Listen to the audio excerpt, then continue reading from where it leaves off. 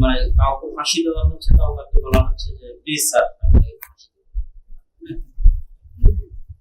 মানে ব্যবহার সবসময় ঠিক থাকবে, তার মানে এটা বলিনি যে আপনার হক আপনি ছেড়ে দেবেন।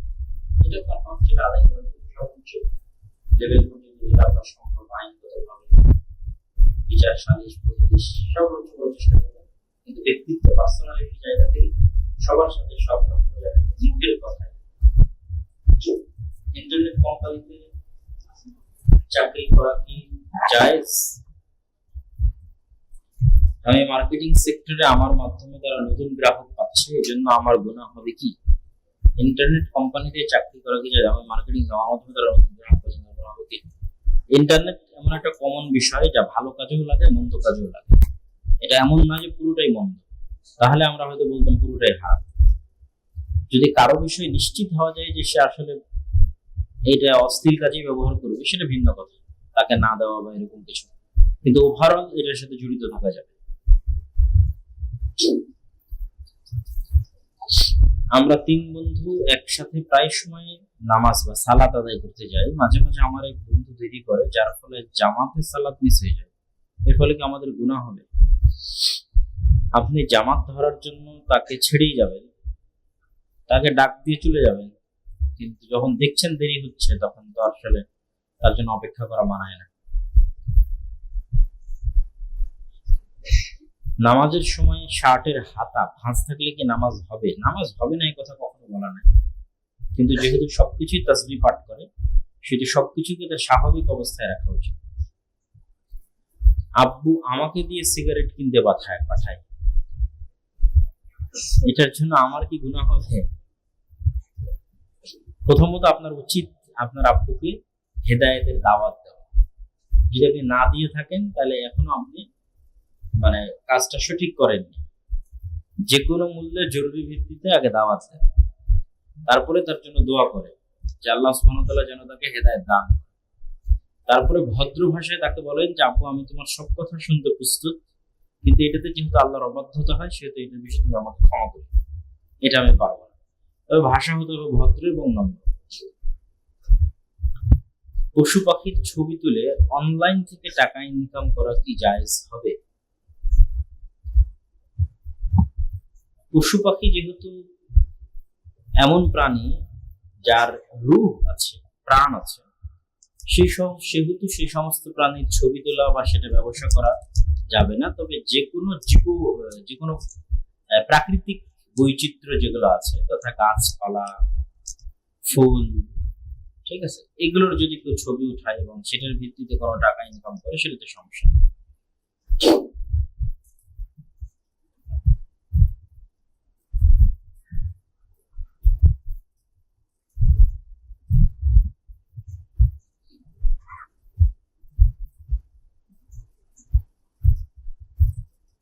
খুব চমৎকার প্রশ্ন। রমজান মাসে অনেক ইফতারের দাওয়াত পাই, সবগুলোতে যদি যাই তাহলে আমার নিয়মিত ইবাদতে ব্যাঘাত ঘটে, আবার না গেলে আত্মীয় স্বজন মন খারাপ করে। এই অবস্থায় আমার কি করা? আসলে রমজান মাসে যারা ভালো ইবাদত করতে চায় তাদের জন্য বিভিন্ন জায়গায় যাওয়া, ব্যস্ততা, এগুলো কমানোই উচিত। সেক্ষেত্রে আপনি ক্যাটাগরি বা লেভেল মেনটেন করবেন। যতগুলো দাওয়াত আসছে সবগুলো দাওয়াতকে ক্যাটাগরাইজ করবেন। কোনটা আপনার ক্যারিয়ার থেকে শুরু করে আপনার আত্মীয় স্বজনের নিকট আত্মীয়, বেশি নিকট আত্মীয়, ঠিক আছে, যারা হয়তো আপনার প্রতি ইহসান আছে, যেগুলো আপনি একদমই ক্যান্সেল করতে পারবেন না, এরকম 2-1টা হয়তো শর্ট লিস্ট করে সেগুলোতে যাবেন। আর বাকি সবগুলোতেই যেগুলো বাদ দেওয়া সম্ভব সেগুলোতে ভদ্রতা নম্রতার সাথে বাদ দিবেন, অথবা আপনার পক্ষ থেকে আপনার বাড়ির কাউকে পাঠিয়ে দিবেন। আমি যাকাত দেওয়া ছাড়াও অতিরিক্ত সাদাকা করতে পছন্দ করি। আমার আত্মীয় স্বজনদের মধ্যে যারা সমস্যায় পড়ে তাদেরকে সাহায্য করার চেষ্টা করি, কিন্তু আমার স্ত্রী অনেক হিসেবি। সে নিয়মিত আমার মোবাইলে মেসেজ চেক করে, ব্যাংকের ব্যালেন্স জেনে নেয়। যদি কোনো সময় বেশি টাকা উঠাই সে আমাকে জিজ্ঞেস করে কোথায় খরচ করেছি। আমার দান গোপন থাকে না। আমার স্ত্রী যেটা করছে সেটাকে ঠিক করছে, একদিক থেকে ঠিক করছে যাতে আপনি সঠিক পথে থাকেন। সেহেতু সে যদি আপনাকে দান করেছেন এটা জানার পরে বাধা না দেয়, সেক্ষেত্রে আমি গোপন রাখার কোনো প্রয়োজনীয়তা দেখছি না। যে তুমি কেন দান করলা বা এত দান করার কি প্রয়োজন, দান করতে বা আত্মীয় স্বজনকে দিতে বাধা না দেয়, সেক্ষেত্রে গোপন করার দরকার নাই। সে যদি জানে চেক করে সমস্যা নেই। আর যদি আপনি দান করছেন এটাতে সে বাধা দেয়, তাহলে সেটা তখন আপনি চেষ্টা করবেন আরো ভালোভাবে আরো ভিন্নভাবে গোপন করার। আমার মা গত ফেব্রুয়ারির 6 তারিখে ইন্তেকাল করেছেন, অথবা তাকেও বোঝানোর চেষ্টা করবেন দানের গুরুত্ব, আত্মীয় স্বজনের খোঁজ রাখার গুরুত্ব, বা তার আত্মীয় স্বজনেরও একটু খোঁজ রাখবেন, তাহলে সমান সমান হয়ে যাবে। আমার মা গত ফেব্রুয়ারি 6 তারিখে ইন্তেকাল করেছেন। এখন মাঝে মাঝে মার কথা মনে হলে কান্না আসে। নামাজের ভিতরে কান্না আসলে নামাজের কোনো ক্ষতি হবে কি? কোনো ক্ষতি হবে না। আর যদি কোনো প্রশ্ন আছে দেখে দেখতে আছে সমস্যা।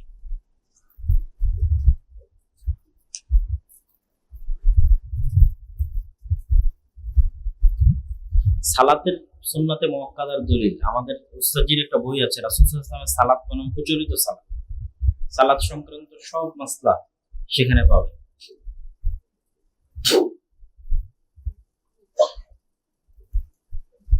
আমার একজন মৃত নিকট আত্মীয় বেনামাজি ছিল, যদি স্থায়ী পার্মানেন্ট বেনামাজি হয় তাহলে দরকার নাই, আর যদি মাঝে মধ্যে পড়তো মাঝে মধ্যে ছাড়তো তাহলে অবশ্যই দোয়া করবে।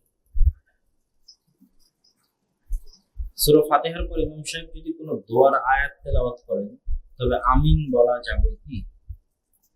যেই যেই আয়াতের উত্তর আল্লাহর নবী দিয়েছে সেই সেই আয়াতের উত্তর বা সেই সেই উত্তরগুলো দেওয়া যাবে। এটাও ওই রাসূল সাল্লাল্লাহু আলাইহি ওয়াসাল্লামের সালাত বনাম প্রচলিত সালাত বইয়ে দেখতে পারেন।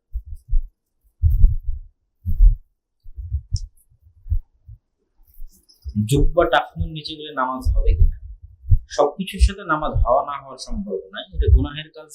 কবিরা গুনাহ সালাতের মধ্যে হোক সালাতের বাইরে হোক, গুনাহ থেকে বেঁচে থাকবে।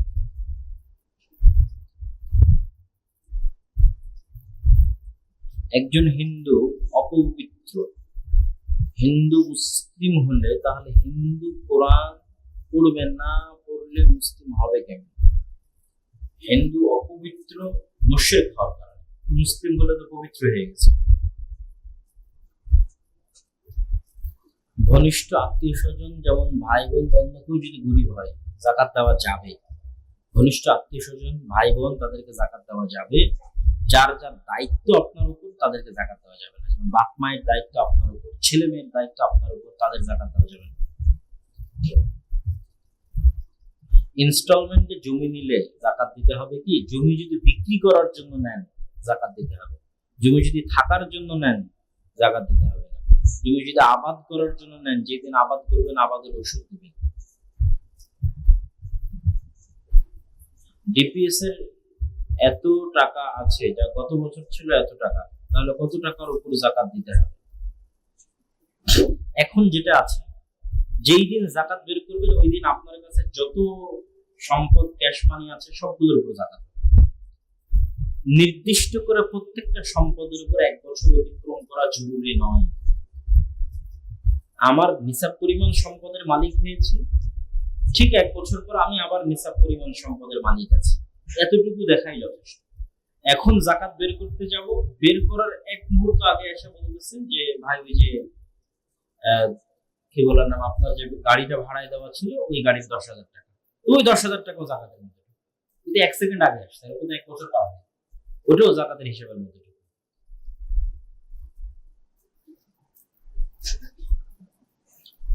নিসাব পরিমাণ সম্পদ হলে সকল যাকাতযোগ্য সম্পদের উপর যাকাত দিতে হবে।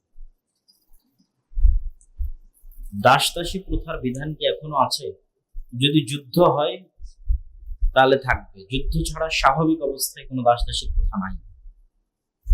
কিন্তু দাসীর কোনো ওইরকম স্বাধীন মুমিন মুমিনার মতো পর্দা নাই। এই জিনিসটা খারাপ দৃষ্টিকোণ থেকে না দেখে এই দৃষ্টিকোণ থেকে দেখেন যে পর্দা না করাটা কার আলামত? কৃতদাসীর আলামত। স্বাধীন সম্ভ্রান্ত বংশের মেয়ের স্বাধীনতা হচ্ছে যে সে পর্দা করতে পারবে। এটাই ইসলামের নিয়ম। আর কৃতদাসী পর্দা করতে পারবে না। তাহলে পর্দা না করাটা গোলামি, না পর্দা করাটা গোলামি? কোনটা গোলামি? পর্দা না করাটা হচ্ছে গোলামি, এটাই কৃতদাসীর আলামত। আর স্বাধীন সম্ভ্রান্ত পরিবারের হওয়ার আলামত হচ্ছে সে পর্দা। রৌপ্যের মূল্যে টাকা থাকলে যাকাত দিতে হবে, এটা তো আমরা বিরোধিতা করি। বেশিরভাগ আলেম ওলামা এটাই বলেছে। তাবারি, ফাতুল বারি, কুরতুবী, বাগাবী, দুরুল মানসুর, এগুলো কিসের কিতাব? একটা কিতাব। তাবারি তাফসীরের কিতাব, ফাতুল বারি বুখারীর ব্যাখ্যা, কুরতুবী তাফসীরের কিতাব, তারপরে বাগাবী, এটা হচ্ছে ইমাম বাগাবীর লেখা হাদিসের কিতাব, ঠিক আছে। তারপরে দুররে মুহতার, এটা হচ্ছে হানাফি ফিকহের কিতাব। তুহফাতুল আশরাফ, সম্ভবত এটা হাদিসের কিতাব, ইমাম মিসরির লেখা। আমার নিকটাত্মীয় যাকাত দেওয়ার সময় তার কাছের আত্মীয়দের বাছাই করে করে দেয়, বিশেষ করে যারা তার বিভিন্ন কাজে আসে বিভিন্ন সময়। যাকাত দেওয়ার এমন নীতিতে কোনো সমস্যা আছে কিনা? আপনার কাজে আসে এটার ভিত্তিতে যাকাত দেওয়া যাবে, বেশি হকদার এটার ভিত্তিতে যাকাত দিতে হবে, যাকাতের হকদার এটার ভিত্তিতে।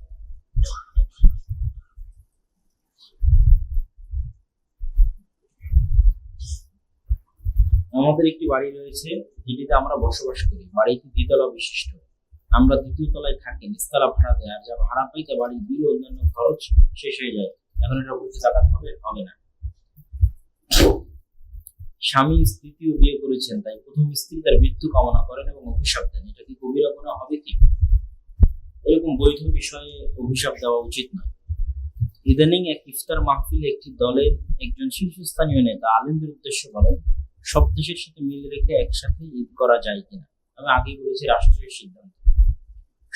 সম্মানিত শাহেখ, আমার প্রশ্নটি হচ্ছে, আমার স্ত্রীর গহনার মধ্যে কিছু অংশ মহর হিসেবে আছে এবং কিছু পরিমাণ পরে তৈরি করা হয়েছে, তবে স্বর্ণের নিসাবে তো হয় না। আমার নগদ টাকার হিসাব করার সময় কি স্বর্ণগুলোর মূল্য?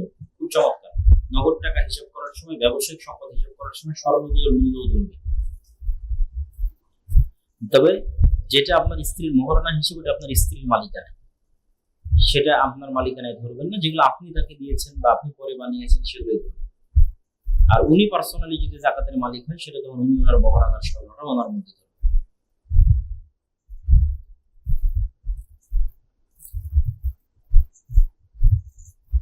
সালাতের শেষ বৈঠকে তাশাহুদ, দুরূদ, দোয়া মাসুরা শেষে কোরআনের এবং হাদিসের সকল দোয়া করা যাবে।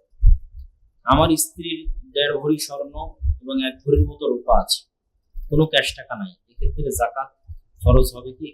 না, ফরজ হবে না। খাদ্যশস্যের যাকাত বলুন। 10 ভাগের 1 ভাগ এবং 20 ভাগের 1 ভাগ। যদি আল্লাহর পানিতে হয় 10 ভাগের 1 ভাগ, যদি নিজের খরচের চেষ্টার পানিতে হয় তাহলে 20 ভাগের 1 ভাগ। যা উৎপাদন হবে উৎপাদনের দিনই বের করে দিতে হবে। একটি ফ্ল্যাটের আনুমানিক মূল্য 5 লক্ষ না 50 লক্ষ টাকা, বছরে ভাড়া আসে প্রায় 2 লক্ষ, তাহলে যাকাতযোগ্য সম্পদ কোনটা? যেটা ভাড়া আসে সেটা কোটি টাকা মূল্য হোক, সেটা যাকাত এজ এ সম্পদ নির্ধারিত হিসেবে যাকাতযোগ্য নয়। এই যে 2 লাখ টাকাটা আপনি পাচ্ছেন, এই 2 লাখ টাকা তো আপনার কাছে হয় থাকে না হয় খরচ হয়ে যায়। যদি আপনার কাছে থাকে তো এমনি যাকাতের হিসাবের মধ্যে আসে। আপনি যখনই ক্যাশ টাকা হিসাব করতে যাবেন তখন কি আলাদা করবেন নাকি যে কোনটা ভাড়ার টাকা কোনটা কিসের টাকা? অটোমেটিক এই ভাড়ার ক্যাশ টাকা তো ক্যাশ টাকার মধ্যে আছে, তো এমনি হিসাবের মধ্যে আসবে। আলাদা হিসেবে ওই বাড়ির উপর কোনো যাকাত হবে না যে আমি এত টাকার বাড়ি ভাড়া দিয়ে রেখেছি। তখনই যাকাত হবে যখন এটা আপনি ফ্ল্যাটের ব্যবসা করেন, ফ্ল্যাট কিনেছেন কালকে সেল করে দেবেন, তখন ওই ফ্ল্যাট আজকে আপনার কাছে বাজার মূল্য কত সেটা বাজার মূল্য হিসেবে যাকাত।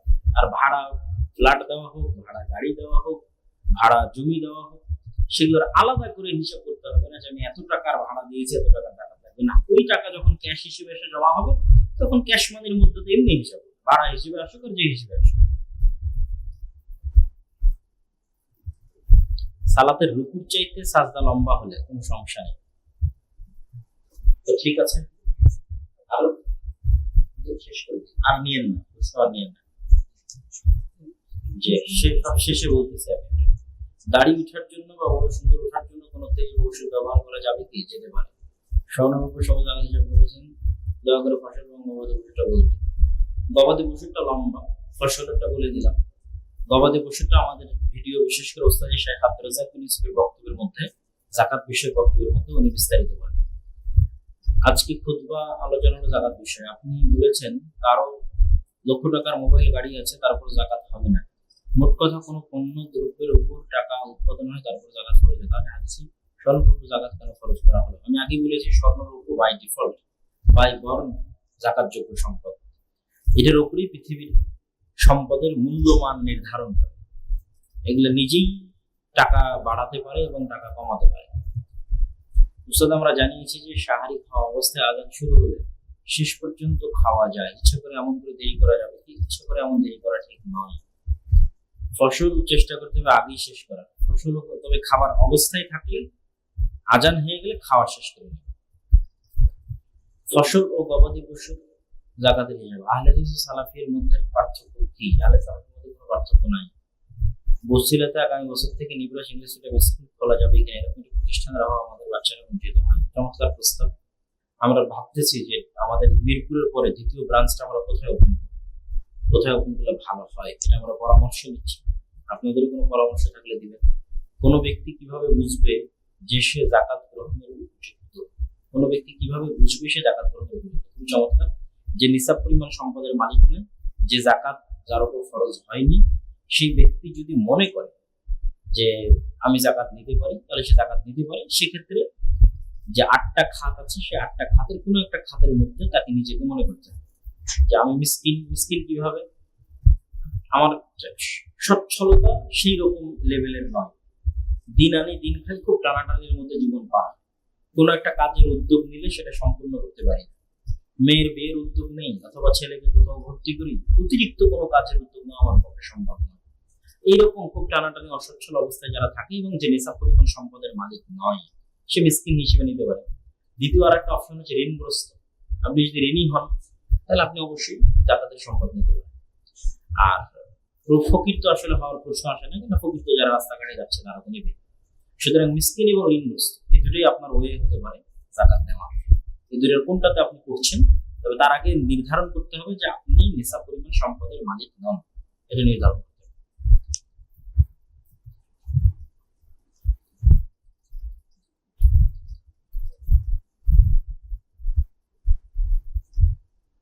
জি, আমরা সবাই বৈঠক শেষে দোয়া করি। সুবহানাকাল্লাহুম্মা ওয়া বিহামদিকা আশহাদু আল্লা ইলাহা ইল্লা আনতা আস্তাগফিরুকা ওয়া আতুবু ইলাইক। কি বলছেন?